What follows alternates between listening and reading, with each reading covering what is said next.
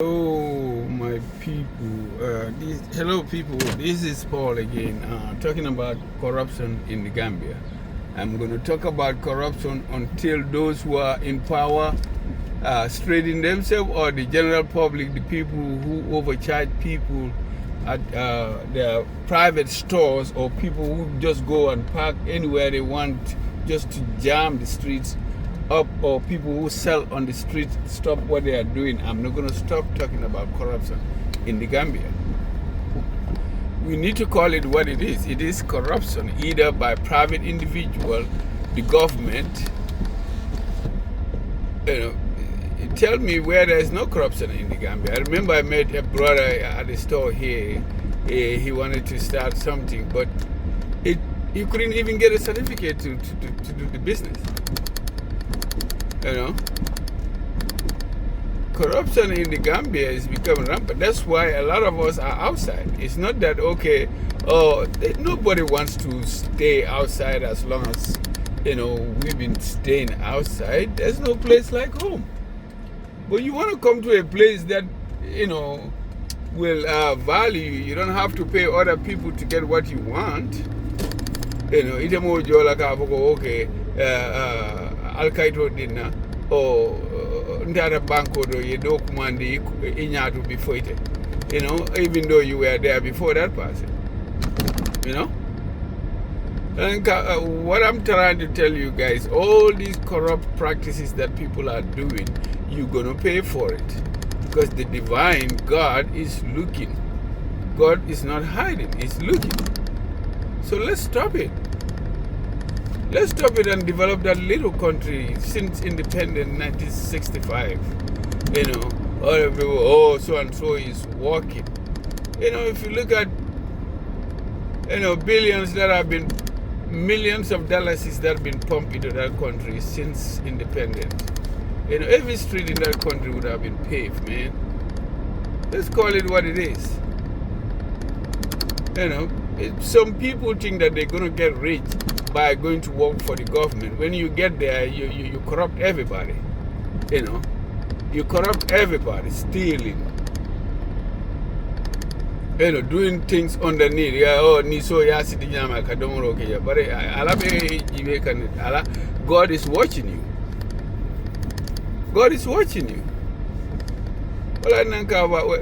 What I'm saying here is, all amassing of this wealth that people are all greedy about, you're going to go and leave it behind.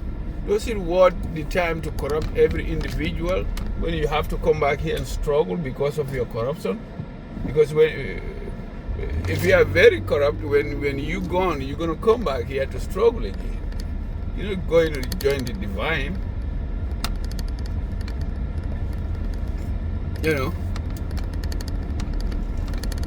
Same thing, biting deal. Neither a bagaso sana, iko kana o bagaso le wa fumoli. Ya ala price sambanyato. Ya miracle, you are making profit, but you don't know that you are causing harm to other people.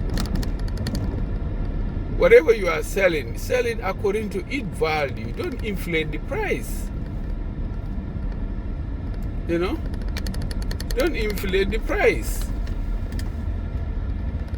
If you acquire money through corruption, that money is going to go through corruption.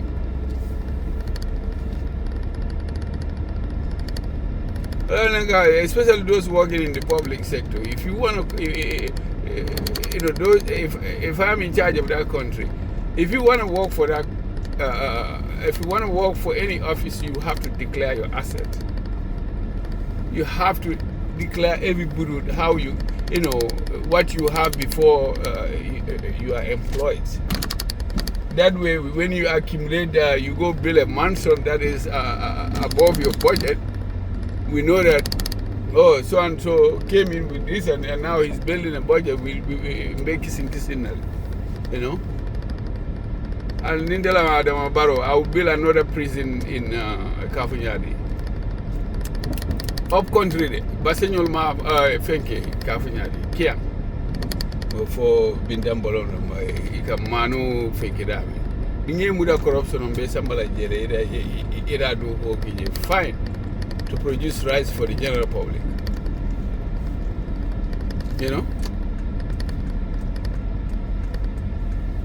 So please, corruption bear a responsibility on that. It's not only in the government, it's also in the public sector. You know, in a yellow motor park, anywhere you want, you think that you're above whatever it is. You know, your traffic or jam, you are hindering the movement of the goods for people. That's how the government, the country will develop. Allah Baraka. So please, let's call corruption what it is in the Gambia. Allah Baraka. Thank you.